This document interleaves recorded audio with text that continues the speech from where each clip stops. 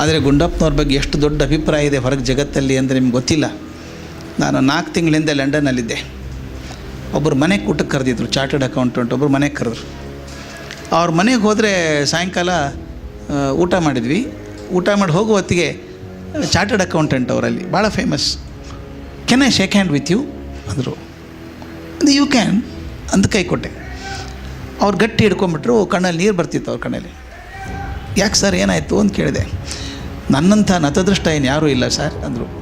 ಯಾಕೆ ರೀ ಏನಾಯಿತು ಅಂತ ಕೇಳಿದೆ. ಸರ್ ನಾನು ಹುಟ್ಟಿದ್ದೆ ಬಸವನಗುಡಿಯಲ್ಲಿ, ಅಲ್ಲೇ ಬೆಳೆದದ್ದು, ನಾನು ಅಷ್ಟು ವರ್ಷ ಇದ್ದದ್ದು, ನ್ಯಾಷನಲ್ ಕಾಲೇಜಲ್ಲೇ ಓದಿದ್ದು. ನಮ್ಮ ಮನೆ ಮುಂದೆ DVG ದಿನ ಹೋಗೋರು ಸರ್. ನಾನು ಮುದುಕಪ್ಪ ಹೋಗ್ತಿದ್ದಾರೆ ಅಂದೆ. ಒಂದು ದಿವಸ ಹೋಗಲಿಲ್ಲ, ಮಾತಾಡಲಿಲ್ಲ, ಕಾಲು ಮುಟ್ಟು ನಮಸ್ಕಾರ ಮಾಡಲಿಲ್ಲ. ಅವ್ರು ಯಾರು ದೊಡ್ಡವರು ಅಂತ ಗೊತ್ತೂ ಆಗಲಿಲ್ಲ ನನಗೆ. ಮುಂದೆ ಬಾಂಬೆಗೆ ಹೋದೆ, ಚಾರ್ಟರ್ಡ್ ಅಕೌಂಟೆಂಟ್ ಆದೆ, ಕರಿಯರ್ ಮಾಡಿಕೊಂಡೆ. ಲಂಡನ್ ಬಂದು 30 ವರ್ಷ ಆಯಿತು, ಇಲ್ಲೇ ಸಿಟಿಸನ್ ಆಗಿಬಿಟ್ಟಿದ್ದೀನಿ. ಇತ್ತೀಚೆಗೆ ನಾನು DVG ಬಗ್ಗೆ ಕೆಲವು ಮಾತಾಡಿದ CD ಇದ್ದಾವೆ. ಮಂಕುತಿಮ್ಮನ ಕಗ್ಗದ ಬಗ್ಗೆ, ಜೀವನ ಧರ್ಮ ಯೋಗ ಅದ ಬಗ್ಗೆ ಏನೇನು ಮಾತಾಡಿದ್ದಿದೆ, ಅದೆಲ್ಲ ತೊಗೊಂಡು ಹೋಗಿದ್ದಾರಂಥವ್ರು. ಆ CD ಕೇಳಿಬಿಟ್ಟು ಅವ್ರ ಪುಸ್ತಕ ಓದೋಕ್ಕೆ ಶುರು ಮಾಡಿದ್ದೀನಿ. ಈಗ ಓದಿದಾಗ ಅನ್ನಿಸ್ತು, ನಾನು ಎಂಥ ಪಾಪಿ, ಅವ್ರ ಪಕ್ಕದಲ್ಲೇ ಇದ್ದೆ, ಮನೆಗಿದ್ದೆ, ನಮಸ್ಕಾರ ಮಾಡಲಿಲ್ಲ. ನೀವು ಅವ್ರ ಜೊತೆಗಿದ್ದವರು, ಅವ್ರು ಮುಟ್ಟಿದ್ದೀರಿ ಬೇಕಾದಷ್ಟು ಸಲ. ಅದು ನಿಮ್ಮ ಕೈ ಹಿಡಿದ್ರೆ ಅವ್ರ ಕೈ ಹಿಡ್ದಂಗೆ ಅನ್ನಿಸ್ತದೆ ಅಂತ ಹೇಳೋಕ್ಕೆ ಶುರು ಮಾಡ್ತಾರೆ. ಅಷ್ಟು ದೊಡ್ಡವರು ಗುಂಡಪ್ಪನವರು. ಅವ್ರ ಬಗ್ಗೆ ಗೌರವ ಅಷ್ಟು ಜನಕ್ಕಿದೆ. ಜೀವನ ಓದಬೇಕು ಅವ್ರ ಜೀವನ. ನೀವು ಭಾಳ ಕಷ್ಟಪಟ್ಟ ಜೀವನ ಅದು. ನಿಮಗಿನ್ನೊಂದು ತಮಾಷೆ ಗೊತ್ತಾ, ಅವರು SLC ಪಾಸ್ ಆಗಲಿಲ್ಲ, 7ನೇ ಕ್ಲಾಸೇ ಫೇಲ್ ಆದದ್ದು. 2 ಸಬ್ಜೆಕ್ಟಲ್ಲಿ ಫೇಲ್ ಆದದ್ದು. ಯಾವ ಸಬ್ಜೆಕ್ಟ್ ಗೊತ್ತಾ? ಒಂದು ಗಣಿತ, ಅದೇನು ಭಾಳ ಕಷ್ಟ ಅಲ್ಲ ಜಡ್ಜ್ ಮಾಡೋದಕ್ಕೆ. 2ನೇದು ಕನ್ನಡ. ಗೊತ್ತಾ ನಿಮಗೆ ತಮಾಷೆ? ಗುಂಡಪ್ಪನವರು 7ನೇ ಕ್ಲಾಸಲ್ಲಿ ಕನ್ನಡ ಮತ್ತು ಗಣಿತದಲ್ಲಿ ಫೇಲ್ ಆದದ್ದು. ಆದರೆ ಅವ್ರು ಬರೆದು PhD ಆಗಿರ್ಬೇಕೀಗ. ದೊಡ್ಡವ್ರ ಜೀವನ ಹಾಗೆ. ಅವ್ರು ಕಲ್ತಿದ್ದೆಲ್ಲ ಜೀವನಾನುಭವದಿಂದ ಕಲ್ತದ್ದು. ಸಮಯದ ಬಗ್ಗೆ ಎಷ್ಟು ಗೌರವ ಅಂತಂದರೆ 10:00 ಭಾನುವಾರ ಲೆಕ್ಚರ್ ಆಗಬೇಕು ಬೆಳಿಗ್ಗೆ. 15-20 ಜನ ಇರೋರು ಅಷ್ಟೇ ನಾವು ಯಾವಾಗಾದರೂ.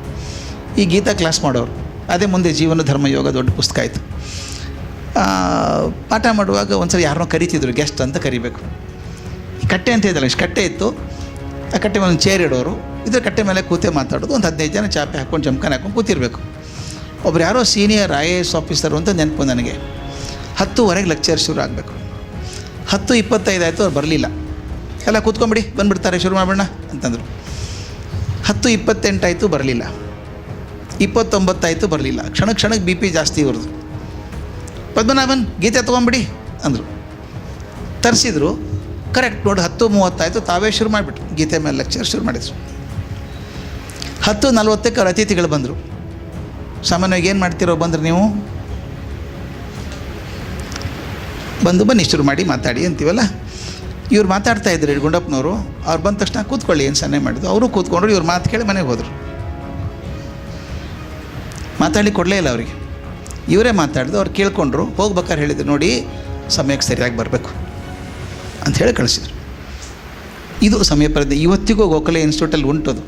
ನೀವು 6:30 ಲೆಕ್ಚರ್ ಅಂದರೆ ನೀವು ವಾಚ್ ಸರಿ ಮಾಡ್ಕೋಬೋದು. 6:30ಗೆ ಶುರು ಆಗ್ತದೆ, 1 ನಿಮಿಷ ಲೇಟ್ ಆಗಲ್ಲ. ಅವ್ರು ಹಾಕಿಕೊಟ್ಟಂಥ ಪದ್ಧತಿ ಇದು. ಮುಖ್ಯ ಮಕ್ಕಳೇನು ಮಾಡಬೇಕಾದ್ದು, ಯಾವುದೋ ಒಂದು ದಿವಸ ಮಾಡೋದಲ್ಲ, ಜೀವನ ಪರ್ಯಂತ ವೃತ್ತದಂಗೆ ನಡೆಸ್ಕೊಂಡು ಹೋಗೋದಿದೆಯಲ್ಲ, ಆ ದೊಡ್ಡ ಸಾಧನೆ ಅದು. ಒಂದು ದಿವಸ ಅಲ್ಲ, ದಿವಸ ಆಗಬೇಕದು, ಹಾಗೇ ಬದುಕಬೇಕು.